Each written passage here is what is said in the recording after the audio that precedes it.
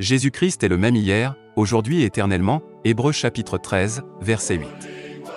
Lettre circulaire numéro 26, de mai 1982.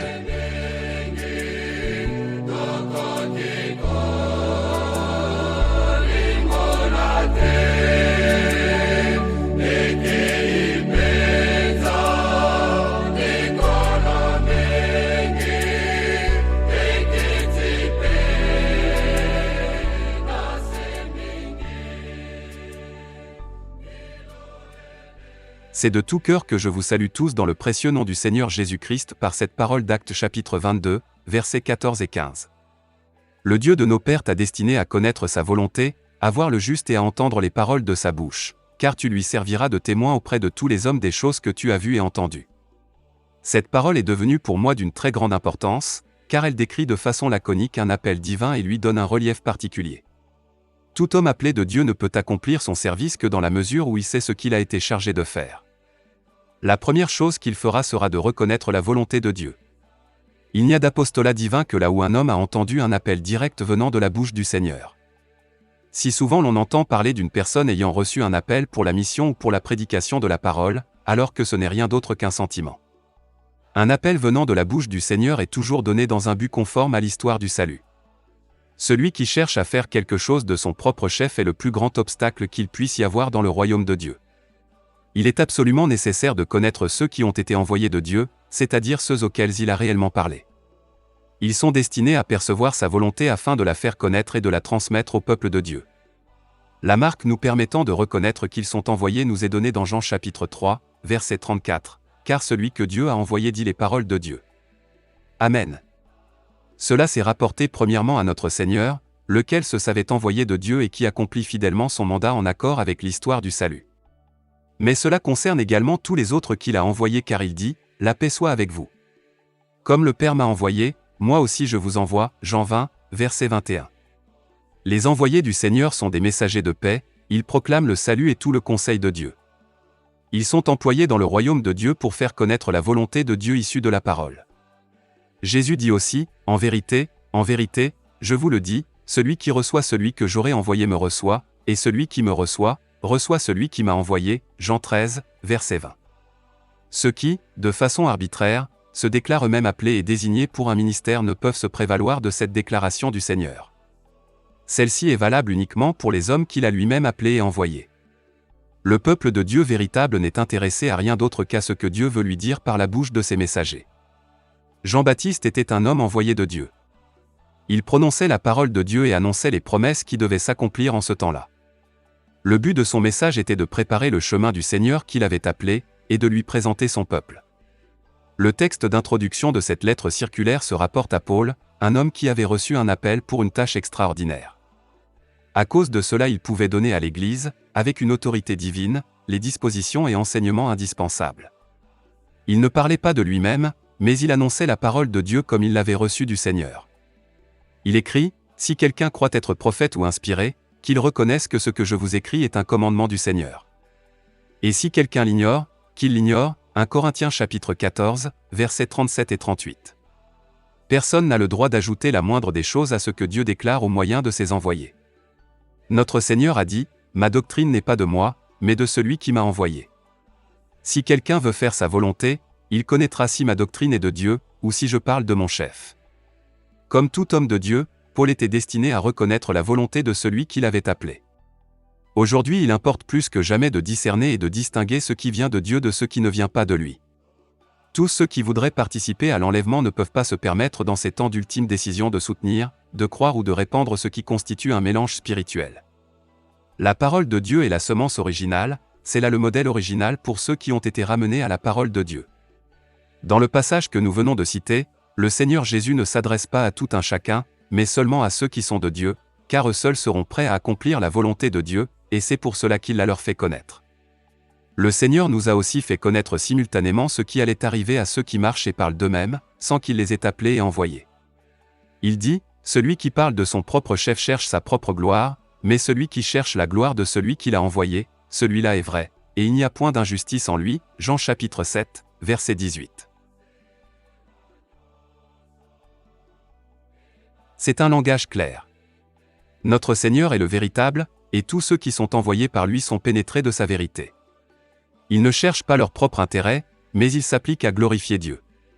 Ils ne lient pas la publication de la parole à leur propre intérêt ou à une doctrine, mais ils poursuivent la tâche qui leur a été confiée en toute humilité. Anania avait parlé à Paul au nom du Seigneur en disant « Car tu lui serviras de témoin, auprès de tous les hommes, des choses que tu as vues et entendues » Actes chapitre 22, verset 15. Cette parole nous rappelle ce qui fut dit à Jean sur l'île de Patmos, c'est-à-dire qu'il devait écrire ce qu'il voyait et entendait.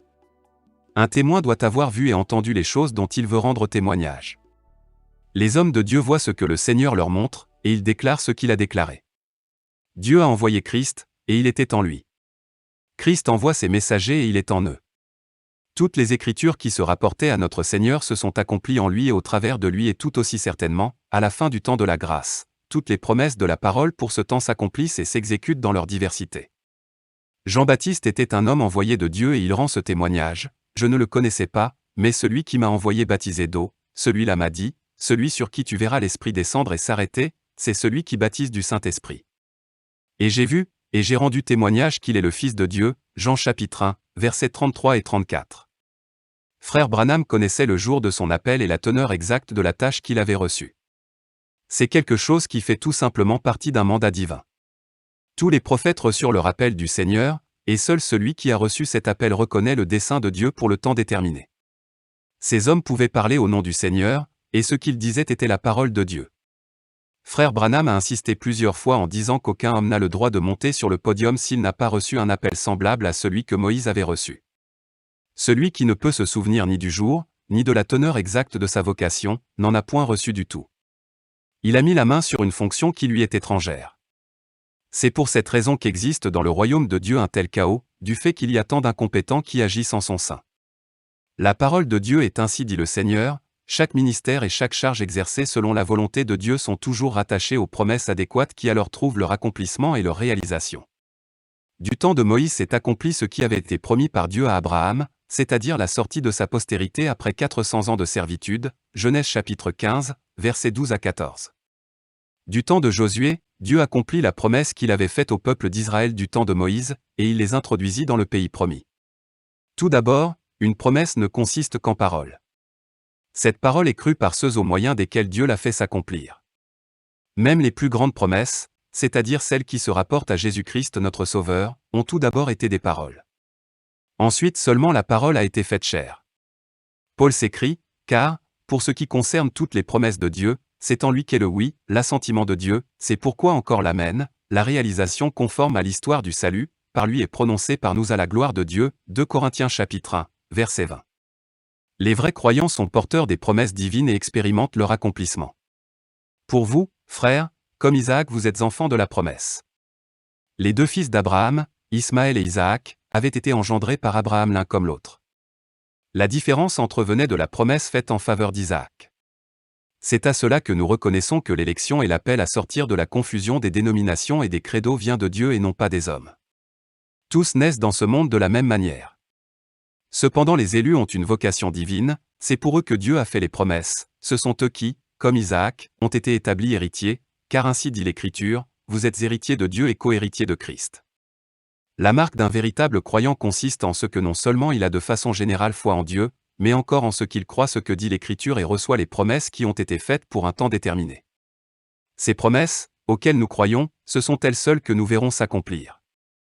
Au fond, c'est de cela qu'il s'agit pour le message du temps de la fin. Toutes les promesses de Dieu données pour la mise à part et l'achèvement de l'épouse seront crues par ceux en faveur desquels elles parviendront à s'accomplir. Par la grâce de Dieu et en vertu du message prophétique, nous avons clairement compris la différence qu'il y a entre l'interprétation de la parole et l'accomplissement de la parole. Alors, partout où l'on interprète encore cette parole, les gens n'ont aucune possibilité d'expérimenter l'accomplissement des promesses divines. Les interprétations sont comparables à une nourriture déjà mâchée servie à table. Ce qui ressort de cela n'est que confusion. Le Seigneur a dit par le prophète Ésaïe, « Toutes les tables sont pleines de vomissements, d'ordures » Ésaïe chapitre 28, verset 8. Il n'y a qu'une table qui soit restée propre et sainte, c'est la table du Seigneur sur laquelle se trouvent les aliments de la plus grande valeur. Le Seigneur nous a préparé sa table, richement servie et sur laquelle la nourriture la plus pure nous est dispensée sans mélange ni adjonction d'aucune sorte. Au commencement du dernier sceau, frère Branham dit ceci: « J'espère, et je crois, que nous ne serons jamais une dénomination, mais seulement une communauté où hommes et femmes, garçons et filles puissent se réunir autour de la table du Seigneur, et avoir communion avec la parole. Nous avons ici toutes choses en commun. » Page 2, paragraphe 2. Juste après avoir dit cela, il dit encore: « Rappelez-vous cette vision que j'ai eue l'année dernière où je vis toute cette nourriture emmagasinée ici. » C'est l'exacte vérité. 7e sceau, page 2, paragraphes 2 et 3. Il se réfère à 100% à la parole révélée pour ce temps. Il n'y a personne à qui l'on doive encore interpréter cette révélation divine. Le Seigneur cherche des personnes qui croient de tout leur cœur, car l'homme ne vit pas de pain seulement, mais de toute parole qui sort de la bouche de Dieu.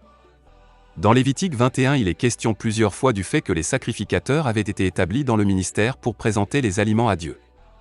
Dans le Nouveau Testament, pas plus que dans l'Ancien, aucun ne peut faire les choses à son gré ou laisser de côté ce qu'il veut.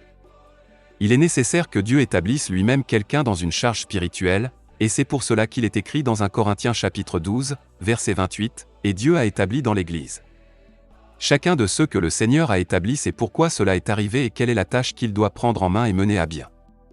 Je ne serais jamais allé dans le monde entier, ni ne me rendrais actuellement de ville en ville pour publier la parole de Dieu si le Seigneur ne m'avait donné pour tâche précise, à l'aube du 2 avril 1962, d'emmagasiner la nourriture et de la distribuer.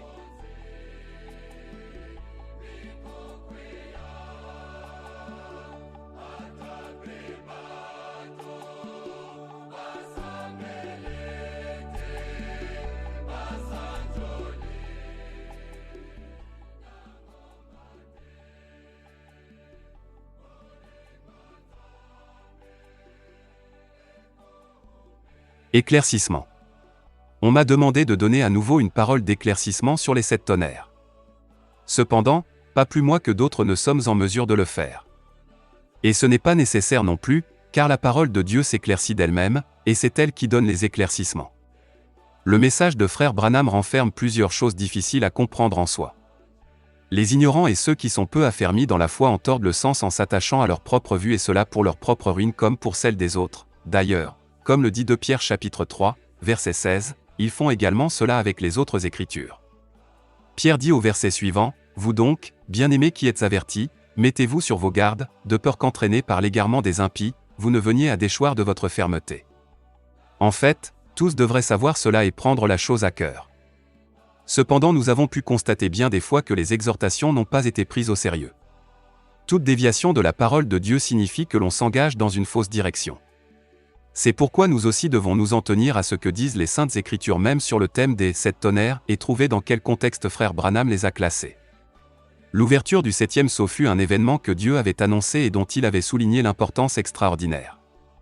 À la fin de la prédication sur le 7e sceau, frère Branham fait une déclaration que nous devons tous considérer avec attention. Ainsi donc, je pourrais vraiment dire que, au mieux de ma compréhension, selon la parole de Dieu, la vision et la révélation, l'interprétation de toutes ces choses est, ainsi dit le Seigneur. Page 57, paragraphe 5. À part les 7 sceaux, il n'y a qu'une prédication à la fin de laquelle frère Branham prononce le ainsi dit le Seigneur, c'est mariage et divorce. Cela signifie que ce n'est pas lui qui a parlé, mais le Seigneur même.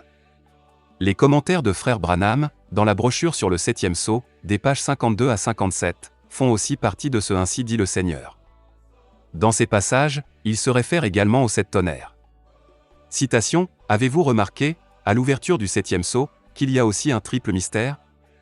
Il y a celui dont j'ai déjà parlé et dont je parlerai encore, qui est le mystère des 7 tonnerres. Les 7 tonnerres des cieux dévoileront le mystère.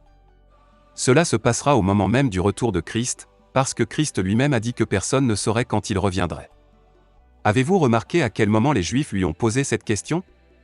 Lorsque dans l'Écriture nous avons comparé les 6 sceaux avec Matthieu chapitre 24, nous avons vu que le 7e sceau avait été laissé de côté, et cela parce que Christ dit que Dieu seul savait, les anges eux-mêmes ne savaient rien. Cela n'est pas étonnant, puisque cela n'est même pas écrit. Vous avez vu qu'il ne s'est rien passé à ce moment-là. Les anges ne savent rien. Personne ne connaît le jour de sa venue. Mais il y aura cette voix, les voix des 7 tonnerres, qui donneront cette glorieuse révélation à ce moment-là.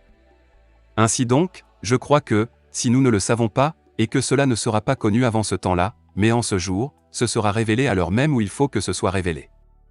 Ainsi, la seule chose que nous puissions faire est de rester pleins de crainte devant Dieu et de le servir, de faire tout ce que nous pouvons selon notre connaissance et de vivre la vie de bons chrétiens. Nous avons donc vu que le 6e sceau nous a été révélé, mais que le 7e sceau, lui, ne pourra pas être révélé avant la dernière heure. Il y a bien eu une raison pour laquelle Dieu laissa résonner ces 7 voix de tonnerre, car il faut que nous voyons que Christ, l'agneau, prit le livre dans sa main, et qu'il ouvrit le 7e sceau. Mais, vous voyez, c'est un mystère caché.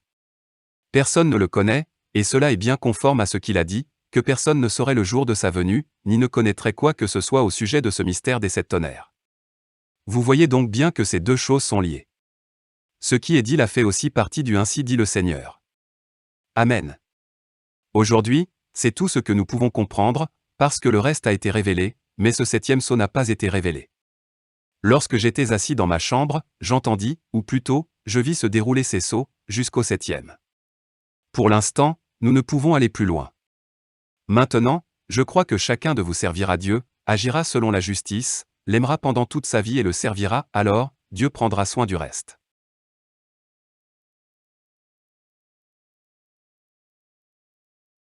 Il ne s'agit pas de sauter le fait que les 7 tonnerres trouvent leur accomplissement en rapport avec le 7e sceau, lors de la venue de Christ.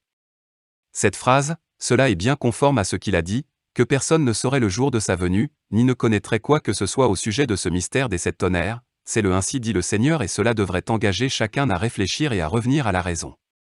Cependant, celui qui affirme connaître le mystère des 7 tonnerres devrait également dire quand le Seigneur vient.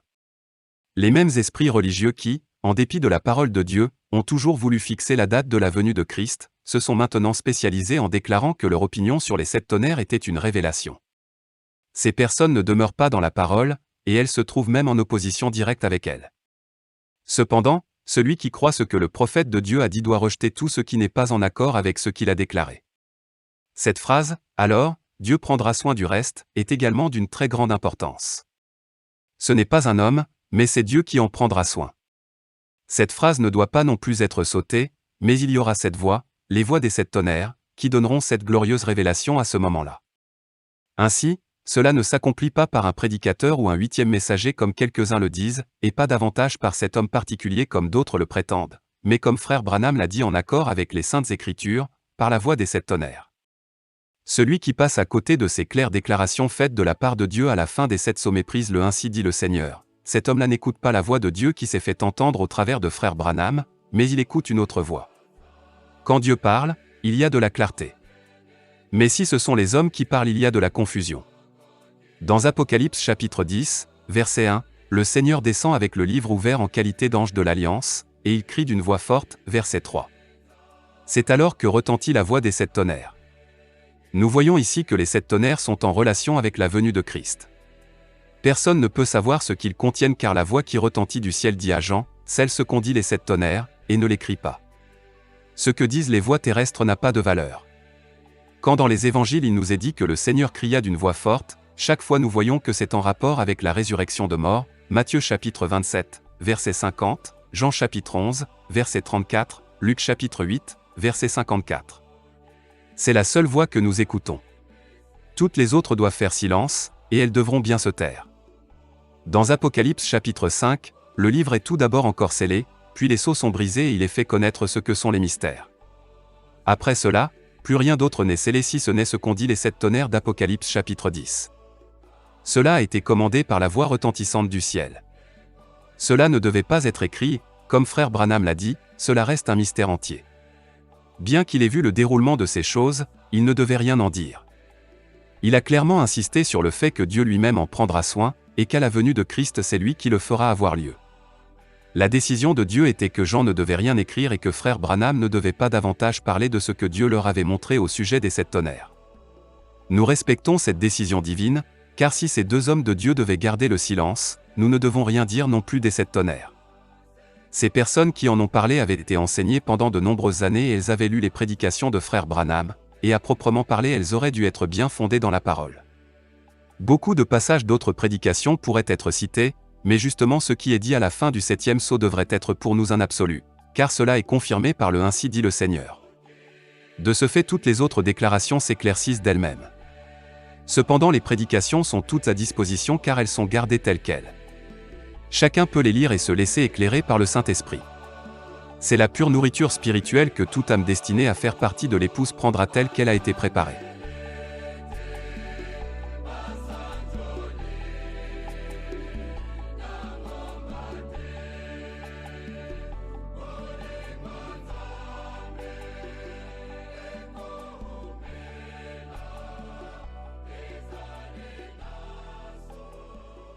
Falsification intentionnelle.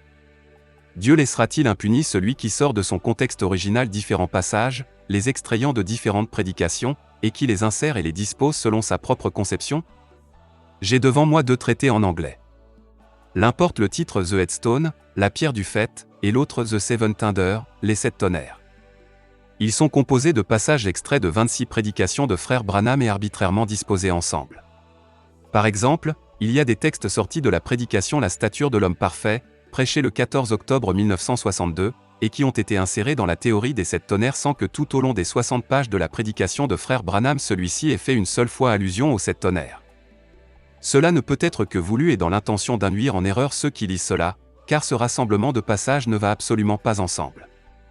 Les 7 vertus sont une partie intégrante de la nouvelle vie que reçoivent tous les croyants, du commencement à la fin de l'Église. Les âmes inconscientes avalent simplement tout cela parce qu'une fausse impression leur est transmise selon laquelle frère Branham aurait parlé de ces 7 vertus en rapport avec les 7 tonnerres.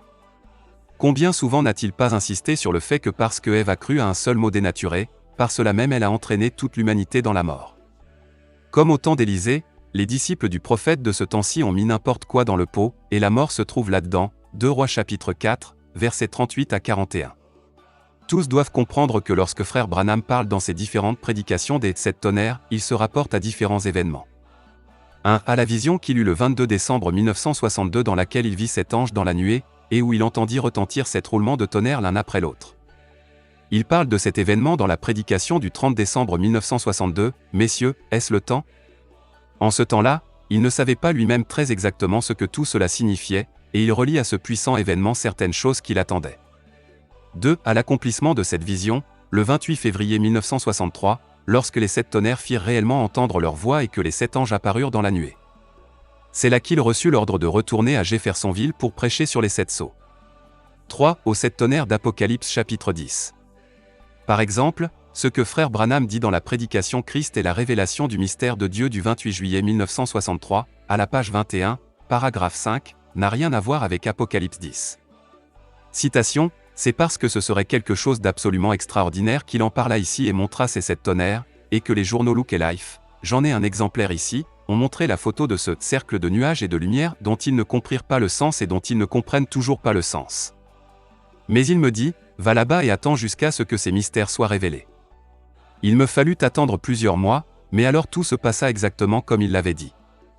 En son temps j'ai amené directement avec moi des États-Unis les 2 illustrés. L'un est daté du 19 avril, et l'autre du 17 mai 1963. Frère Branham se rapporte au passage déjà cité de l'événement du 28 février 1963 qu'il avait eu en vision le 22 décembre 1962. Les illustrés ne pouvaient rien écrire sur les 7 sceaux, et encore moins sur les 7 tonnerres d'Apocalypse 10. Jusqu'aujourd'hui ils ne savent pas encore que frère Branham a parlé sur les 7 sceaux. Ils ne pouvaient que se rapporter uniquement à cet extraordinaire événement de l'apparition de la nuée, et ils ne savaient même pas que cet ange était apparu dans cette constellation en forme de pyramide. Frère Branham parle souvent de la prédication sur la pyramide et sur les 7 tonnerres. Mais avec cela il ne pense à rien d'autre qu'à l'événement de la nuée. Pourquoi les frères jettent-ils tout cela pêle-mêle, à tort et à travers? De même l'affirmation que l'Église doit encore recevoir un 8e messager lequel devrait amener à bonne fin les choses de Dieu, est fausse. Dans la brochure numéro 2 de la révélation des 7 sceaux, La Brèche, à la page 2, frère Branham se rapporte à la prédication de Messieurs, est-ce le temps? Et il demande combien ont lu ou entendu cette prédication. À la page 3 il parle de l'expérience qu'il a faite quand l'épée a été placée dans sa main. C'était l'épée du roi, la parole de Dieu vivante et révélée.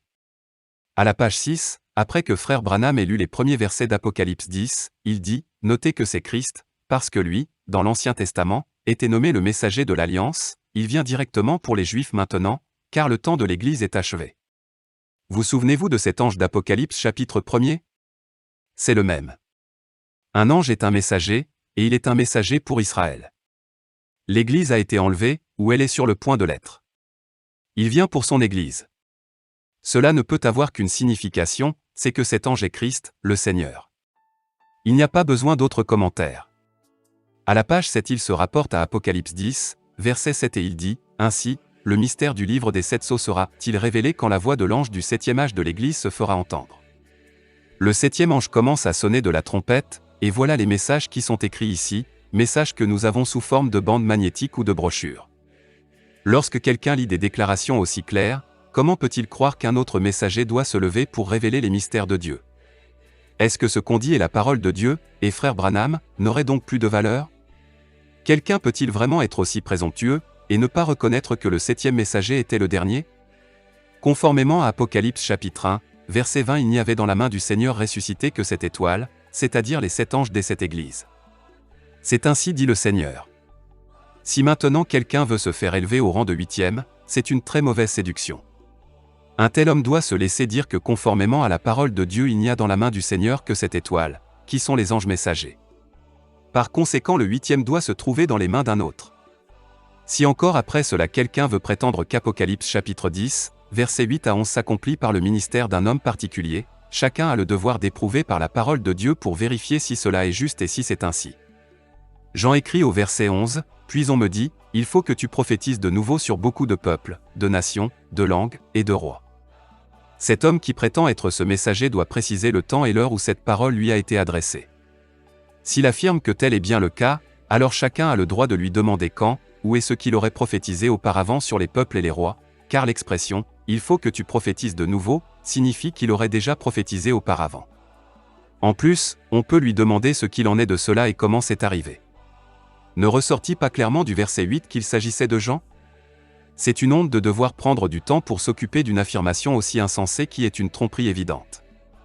Est-ce que, pour quelques-uns, il ne serait plus écrit dans Apocalypse chapitre 10, verset 7 que le mystère de Dieu s'accomplirait à la voix du 7e messager? Ces gens ne remarquant-ils pas qu'ils ont été systématiquement éloignés du messager et du message et sont tombés en voulant suivre un homme? En plus, dans l'intervalle, il y a déjà environ 10 frères qui ont prétendu être le 8e messager. Même il s'en trouve un qui est à la recherche de cet homme particulier qui devrait faire leur apparition dans peu de temps. Le tout entraîne une parfaite confusion parmi ceux qui en réalité se sont détournés du ainsi dit le Seigneur de la parole révélée pour fabriquer leur propre affaire, naturellement sous la vieille bannière du message.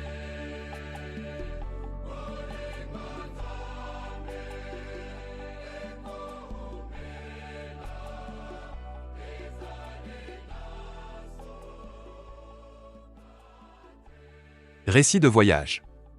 Au terme de mes voyages missionnaires de janvier et février, il faut que je partage avec vous les puissantes impressions et expériences que j'en ai rapportées. C'était tout simplement une marche triomphale du Seigneur, lequel a tout conduit merveilleusement. Mes yeux ont vu des milliers de personnes auxquelles Dieu a fait grâce et qui ont reçu le message. De toutes nouvelles portes se sont également ouvertes.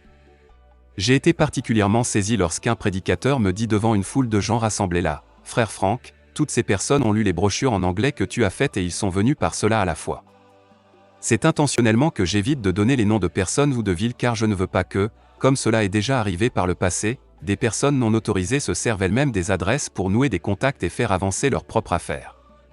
Que ce soit en Malaisie, à Sumatra, à Java, aux Philippines ou dans tout autre pays, la main du Seigneur était agissante. Lors de ce voyage se sont ouvertes de toutes nouvelles portes pour la Thaïlande, le Népal, la Corée, le Japon et la Chine. Je n'oublierai jamais la rencontre que j'ai eue avec un prédicateur baptiste d'origine chinoise. Cet homme qui est rempli du Saint-Esprit avait lu mes brochures en anglais, et il vint me chercher à l'hôtel en disant qu'il avait attendu impatiemment ce jour. Dieu lui a mis à cœur de voyager avec moi en Chine afin d'apporter l'heureuse nouvelle à son peuple. Son père, qui est âgé de presque 80 ans, a travaillé de nombreuses années en Chine avec Watchman Nee. Les communautés de là-bas attendent notre venue. Dans un pays que je visitais au mois de février, on avait répandu depuis une année en tout cas des papillons imprimés parlant contre moi. Personne, même parmi mes amis les plus proches, ne croyait que malgré la situation tendue je viendrais réellement. Cependant Dieu a pris soin de tout. L'homme qui était responsable d'avoir imprimé ces papillons était un engagé fanatique pour un frère des États-Unis et pour sa doctrine particulière. Il se sentait tenu de mener une campagne contre moi et se crut autorisé à calomnier un prédicateur trinitaire. Cependant celui-ci alla le trouver et lui demanda raison de ses accusations. À la deuxième visite il amena avec lui 11 hommes qui réglèrent vigoureusement les comptes avec le calomniateur, selon la loi de Moïse. Après cela, il ne put plus rien faire. Un autre, qui se proposait de déranger les rencontres, en fut empêché lui-même d'une manière tragique. Déjà auparavant il avait chargé un jeune homme de semer le trouble. Mais lorsque ce dernier vint, il fut saisi puissamment par le Saint-Esprit. À la fin de la réunion, il vint en hâte vers l'avant, rendit témoignage et demanda pardon. Le Seigneur a dit, « Je combattrai pour toi », et je l'ai expérimenté littéralement. Dans une grande ville, je n'étais pas tout à fait satisfait du programme préparé pour les réunions. Le jeune frère pensait bien faire, mais il avait encore trop peu d'expérience. Et j'étais attristé dans mon cœur. Le 17 février, je me trouvais à 10 h du matin sur le chemin du bureau de voyage pour faire confirmer mon vol pour le lendemain. Alors que je passais près du bureau de poste, un monsieur âgé s'adressa à moi et me demanda s'il pouvait me parler. Je lui répondis que j'allais au bureau de voyage et que j'avais peu de temps. Là-dessus, cet homme me dit, « Je suis un prédicateur de l'Évangile. Le Seigneur m'a envoyé jusqu'ici et je t'attends depuis tôt ce matin. » Cet homme n'avait encore jamais entendu mon nom. Il dit, « Dieu veut t'employer tout particulièrement dans notre pays. Je vais arranger des rencontres pour toi dans cette ville. » Ensuite, nous sommes allés ensemble au bureau de voyage, parlant et priant ensemble pour remettre tout cela entre les mains du Seigneur. Dans une autre grande ville de l'Est du pays, j'ai parlé dans une église méthodiste. Dans cette réunion vinrent beaucoup de personnes qui avaient lu l'annonce dans le journal. Après le service divin, un homme vint à moi pour me serrer la main, et il dit, « Tu nous as prêché la parole de Dieu clairement et puissamment. » Puis il ajouta, « Je t'invite à venir manger avec nous demain à midi. Il y aura aussi des prédicateurs méthodistes qui y seront. » Je promis de venir, et le jour suivant j'eus une surprise, car il dit, « J'ai tout bien compris, j'ai noté les passages bibliques et j'en ai parlé jusque tard dans la nuit avec ma femme. J'ai déjà préparé beaucoup de campagnes pour de grands évangélistes, y compris pour Billy Graham. Dis-moi seulement quand tu peux venir et j'arrangerai des réunions dans les plus grandes villes du pays. » Je lui fis cette objection, « Écoute, cela va te créer de grosses difficultés, car mon ministère est en rapport direct avec celui de frère Branham, et partout tu vas rencontrer de l'opposition. » Mais il me dit, « Laisse-moi faire, car je t'ai entendu. C'est le message dont nous avons besoin. Que la volonté de Dieu se fasse. » Après cette même réunion, une femme d'environ 60 ans vint vers moi avec sa fille, et en pleurant elle me dit, « Je suis arménienne, j'ai habité de nombreuses années à Jérusalem et j'ai toujours dit à mes enfants que le Seigneur enverrait un précurseur. Je ne suis jamais venu auparavant dans cette église, cependant quand je lus l'annonce de cette rencontre, l'Esprit de Dieu me dit, « Vas-y, car Dieu veut te parler au travers de cet homme. » Elle recommença à pleurer et elle ne pouvait cesser de remercier le Seigneur. Dans la même ville, je parlais le 19 février 1982 à 16 h devant les professeurs, les instituteurs et les élèves du plus grand séminaire biblique du pays. C'était un événement en soi. Comme Dieu le conduisit, cet exposé se tint dans l'immense salle de lecture où des milliers de livres se trouvaient rangés sur les rayons à la vue de tous, et la plupart écoutèrent avec attention. Subitement, pendant mon allocution, je fus saisi par l'Esprit de Dieu et en montrant les livres je m'écriai d'une voix forte, « Vous pouvez lire tous ces livres et pourtant ne pas savoir encore ce que Dieu fait maintenant. Car tous ces écrivains ont vécu avant notre temps, et ils ne pouvaient pas se douter de ce que Dieu allait faire maintenant. » C'est là que se réveillèrent aussi les rêveurs. Je suis moi-même étonné de voir comment Dieu accorde toujours à nouveau la grâce et la sagesse pour proclamer son conseil devant les grands et les petits. Le dimanche matin 21 février 1982, j'étais annoncé comme orateur pour le service principal de l'Église nationale. Tout d'abord, je ne savais pas ce que j'allais prêcher là-bas. Cependant, lorsque dans cette église protestante j'entendis au commencement du culte réciter la profession de foi et que j'entendis les paroles, « Je crois à la Sainte Église catholique ». Subitement beaucoup de passages des Écritures me passèrent devant les yeux et je commençai par Jérémie 51 verset 7. Je ne pus rien faire d'autre qu'employer l'épée de l'Esprit avec tout son tranchant. L'Église se trouvait, comme l'avaient déjà dit les réformateurs, dans la captivité de Babylone. Il n'y a qu'un seul enseignement apostolique et qu'une confession de foi des apôtres, c'est dans la Bible. En plus de cela, je leur expliquai que le soi-disant symbole des apôtres ne venait pas des apôtres et qu'il n'était pas en accord avec la parole de Dieu. Il avait été formé dans un concile en l'an 325 et établi comme doctrine en 380. L'invitation à revenir à la parole de Dieu fut faite à tous en les engageant à sortir de toute confusion religieuse. Par la grâce de Dieu, ces personnes ont eu la possibilité d'entendre la vérité, et elles ont eu l'occasion de prendre leurs décisions.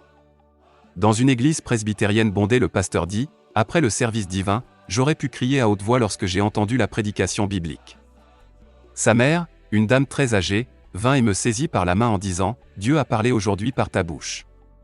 Ne tarde pas à revenir. » On pourrait donner encore beaucoup de nouvelles, mais cela nous conduirait trop loin. Pour moi, ces voyages étaient une toute nouvelle et puissante confirmation de la tâche divine qui m'a été confiée.